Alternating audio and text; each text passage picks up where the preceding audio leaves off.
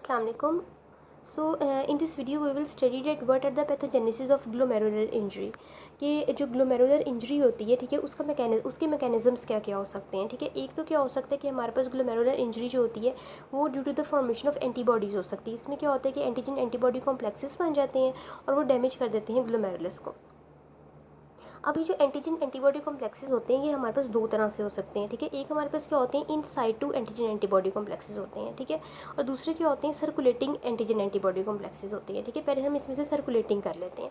Circulating का क्या मतलब होता है कि हमारे पास जो एंटीजन एंटीबॉडी कॉम्प्लेक्सेस है वो हमारी ब्लड स्ट्रीम में प्रेजेंट है. ठीक है, अब इसमें क्या होता है कि एंटीजन जो होता है वो एंडोजीनस भी हो सकता है और एक्सोजीनस भी हो सकता है. ठीक है, एंडोजीनस मीन्स कि वो हमारी बॉडी का ही एंटीजन है. फॉर एग्जांपल कि कोई डीएनए है, कोई न्यूक्लियर प्रोटीन्स है, वो एक्ट कर रही हैं एंटीजन के तौर पे. ठीक है, फॉर एग्जांपल उस पेशेंट को एसएलई है. ठीक है, एसएलई में हमारे पास डीएनए और हिस्टोन प्रोटीन्स वगैरह जो होती है वो एक्ट करती हैं एंडोजीनस एंटीजन्स के तौर पे. ठीक है, तो उनके खिलाफ एंटीबॉडीज़ बन रही हैं. यहाँ पर हमारे पास कोई एक्सोजीनस एंटीजन है, फॉर एग्जांपल कोई बैक्टीरिया है या हमने कोई ड्रग ली हुई है वो एंटीजन के तौर पे एक्ट कर रही है और उसके अगेंस्ट एंटीबॉडीज़ बन रही हैं. तो एंटीजन एंटीबॉडी कॉम्प्लेक्सेस जो है वो ब्लड स्ट्रीम में प्रेजेंट होती हैं और बाद में ही जाके डिपॉजिट हो जाते हैं into the glomerular basement membrane और इंटू द एंडोथीलियम. ठीक है, और वहाँ पर जाके डैमेज कॉज करते हैं. दूसरा क्या हो सकता है हमारे पास इन साइटो इम्यून कॉम्प्लेक्स डेपोजिशन हो सकती है. इट मीन्स कि एंटीजन जो है वो पहले से पड़ा हुआ है. ठीक है, ग्लोमेरुलर बेसमेंट मेम्ब्रेन में या एंडोथीलियम में, और एंटीबॉडी उसको फॉलो करके वहाँ पर जाके इम्यून कॉम्प्लेक्सेस बना रही है. इसमें भी अब एंटीजन जो होता है वो इंट्रिंसिक भी हो सकता है और एक्सट्रिंसिक भी हो सकता है.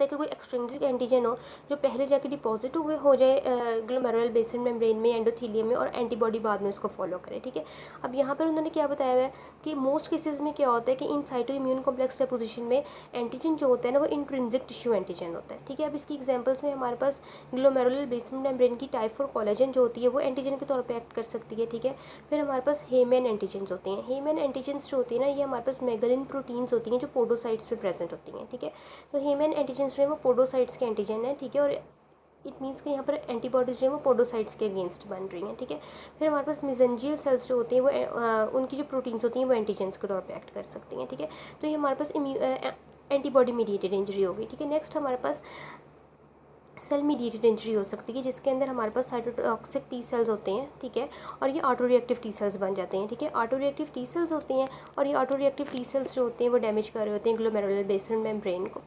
नेक्स्ट हमारे पास एक्टिवेशन होती है अल्टरनेटिव कॉम्प्लीमेंट पाथवे की. अल्टरनेटिव कॉम्प्लीमेंट पाथवे एक्टिवेट होता है और ये भी डैमेज कर देता है ग्लोमेरुलर बेसमेंट मेम्ब्रेन को या एंडोथीलियम वगैरह को. ठीक है, ओके, अब इस डायग्राम में इन्होंने ये दिखाया हुआ है कि हमारे पास एंटीजन एंटीबॉडी कॉम्प्लेक्सेस बन गए हैं. ठीक है, अब वो कहाँ कहाँ पर डिपॉजिट हो सकते हैं.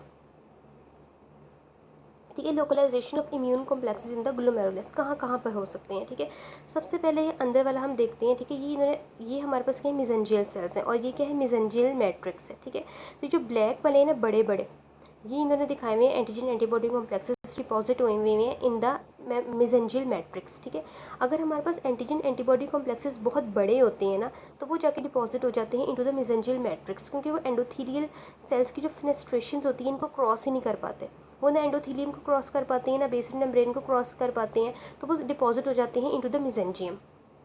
तो एक साइड हमारे पास क्या हो गई मिजेंजियल डेपोजिशन. ठीक है, उसके बाद क्या आ जाता है सब एंडोथीलियल. ठीक है, सब एंडोथीलियल डेपोजिशन कि हमारे पास एंटीजन एंटीबॉडी कॉम्प्लेक्सेस ने इन फेनेस्ट्रेशंस को क्रॉस किया. ठीक है, और इनको क्रॉस करने के बाद ये हमारे पास एंडोथीलियम और बेसमेंट मेम्ब्रेन के दरमियान में डिपॉजिट हो गए. ठीक है, तो इसे हम कहते हैं सब एंडोथीलियल डेपोजिशन. ये बने हुए. नेक्स्ट हमारे पास क्या होता है कि यह डिपॉजिट हो सकते हैं into the basement glomerular basement membrane. यहाँ पर ये डिपॉजिट हुए हैं into the glomerular basement membrane. तो इनको हम क्या कहते हैं एपीमेम्ब्रेनस डिपॉजिट्स. ठीक है, अब हमने कौन कौन से पढ़ लिए हमने मेसेंजियल डिपॉजिट्स पढ़ लिए हैं, हमने सब एंडोथीलियल डिपॉजिट्स पढ़ लिए हैं, हमने एपीमेम्ब्रेनस डिपॉजिट्स पढ़ लिए हैं. ठीक है, नेक्स्ट है हमारे पास सब एपिथेलियल हम्प्स.